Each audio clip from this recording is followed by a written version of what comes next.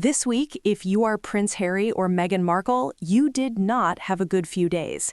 In fact, it may go down as one of the most chaotic, most talked about, most scrutinized weeks in the entire Sussex story. And that is saying something, because this is a couple whose every move has been dissected for nearly a decade. But this week was different.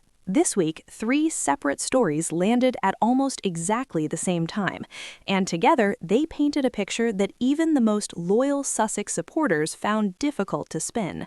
Let's go through them one by one. Story number 1, the lawsuit. On April 10, 2026, just 3 days ago, it became public that Sentebale, the African charity Prince Harry co-founded nearly 20 years ago in honor of his late mother, Princess Diana, had filed a defamation lawsuit against him in London's High Court. Let that land for a moment. The charity he built, the one he named after Diana, the one whose name, Sentebale, means forget-me-not in the Sesotho language of Lesotho, because Harry wanted to promise the children it served that they would never be forgotten. That charity is now taking him to court. The suit was filed in March 2026 and names Harry and former trustee Mark Dyer as defendants.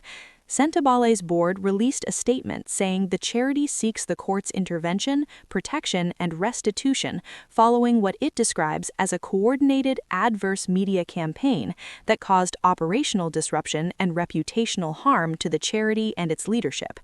In plain language, they are accusing Harry of running a media campaign against his own charity after he left it. The backstory goes back to 2023, when disagreements surfaced between Harry and the charity's chair, Sophie Chandauka. By March 2025, Harry and co-founder Prince Seso had both resigned, saying the relationship with Chandauka had broken down beyond repair. Chandauka then accused Harry publicly of bullying and harassment. The Charity Commission investigated, found no evidence of widespread bullying, but criticized both sides for letting the dispute go public in a way that damaged the organization. And then, the lawsuit. Harry's spokesperson responded immediately, saying he and Dyer categorically reject these offensive and damaging claims, and called it extraordinary that charitable funds were being used to pursue legal action against the very people who built the organization for nearly 2 decades. Sentebale confirmed the legal costs are covered by external funding, not charitable funds, clearly anticipating that argument. But here is what nobody could ignore about the timing of this story. The lawsuit became public on April 10th, and on that same evening, within hours of the news breaking, photographs emerged of Meghan Markle attending a star-studded Netflix event in Montecito. The internet noticed immediately. While the story of her husband being sued by the charity he founded in his mother's memory was dominating every royal news outlet on the planet, Meghan was at a party. Now, to be completely fair, she could not have known the exact moment the story would go public. Events are planned in advance, and attending a Netflix event is part of the work they do.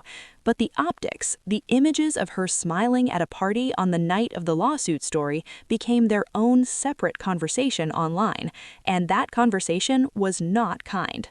Story number 2, the Australia tour. Harry and Meghan have announced they are heading to Australia this month, mid-April 2026, for what is being described as a series of private, business, and philanthropic engagements. It will be their first visit to Australia since 2018, when they were working members of the royal family, representing the Crown on an official tour that was met with enormous warmth and genuine public affection. This trip is very different. This is not an official royal tour. They have no royal mandate. They represent nobody but themselves and their own brand. And yet, and this is what has the palace reportedly unsettled, it has all the visual language of a royal tour, the engagements, the public appearances, the carefully managed media access, the philanthropic framing. Royal expert Richard Fitzwilliams described it plainly, calling it a faux royal tour intended to boost their brand. He acknowledged their extraordinary ability to generate publicity while making clear that the palace is not pleased. And the palace's displeasure matters because Australia is a Commonwealth nation with deep ties to the crown. Using the visual language of royal diplomacy without the authority and accountability that comes with it is a line that senior royals and their advisors watch very carefully. There is more. Meghan is scheduled to speak at a women's wellness retreat in Sydney called Her Best Life, where tickets are reportedly priced at around £1,400 per head. She will speak and participate in a Q&A at a gala dinner. Some commentators have welcomed it, pointing out that Meghan has every right to build her own platform and that the retreat offers women something genuinely valuable. Others have been considerably more pointed, noting that a £1,400 ticket to hear the Duchess of Sussex speak about wellness at a moment when her husband is being sued by his own charity and their brand has faced repeated setbacks is an image problem waiting to happen. The trip is happening regardless, and the cameras will be everywhere. Story number 3. The Tiara. This one goes back to the beginning, to Meghan's wedding day in May 2018, and a story that has been told in fragments ever since.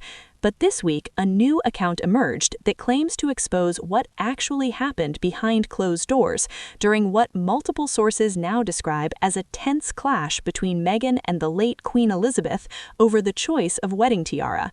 The story, as most people know it, from Harry's memoir, Spare, and from various accounts since, involves a disagreement about which tiara Meghan would wear on her wedding day. The Queen's dresser was involved, there were reportedly raised voices. The situation became, by various accounts, genuinely heated. But this week's new reporting goes further, exposing details of the exchange that contradict the version Harry presented in Spare, and adds significant new context to what actually happened and why.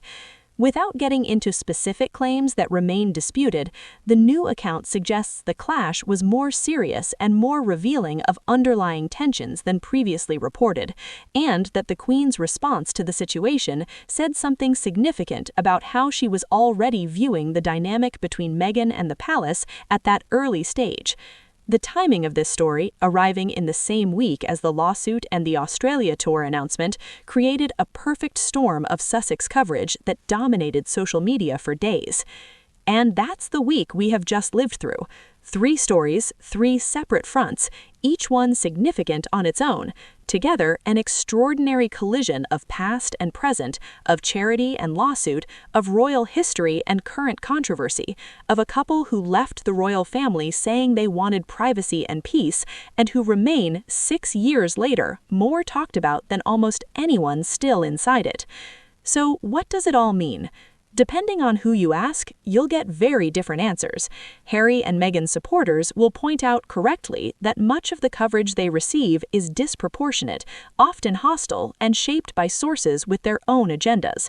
They will note that the lawsuit is a legal dispute that has not been decided by any court, that the Australia tour is simply 2 people building their lives and their work, and that the tiara story is old ground being rehashed by people who benefit from keeping the Sussex controversy alive. Those are not unreasonable points. Their critics will point to the pattern, the charity founded in Diana's name now suing its founder, the brand deals that have collapsed, the Netflix shows that underperformed, the Spotify deal that ended, the repeated cycles of controversy and counterstatement that have defined this couple's public life since 2020. Also, not an unreasonable read of the available evidence.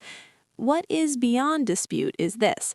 6 years after Megxit, 6 years after they sat across from Oprah Winfrey and told the world they were choosing freedom and authenticity over institution and performance, Harry and Meghan are still, week after week, at the center of a story that shows absolutely no signs of ending. Whether that is by design or despite their best efforts, you decide. Drop your thoughts in the comments. Australia tour, smart move or bad timing? The lawsuit, who do you believe? And the tiara story, does it change how you see how things began? Subscribe if you want the full picture every time a story like this breaks. We cover it straight, all sides, all the facts, and none of the noise. See you in the next one.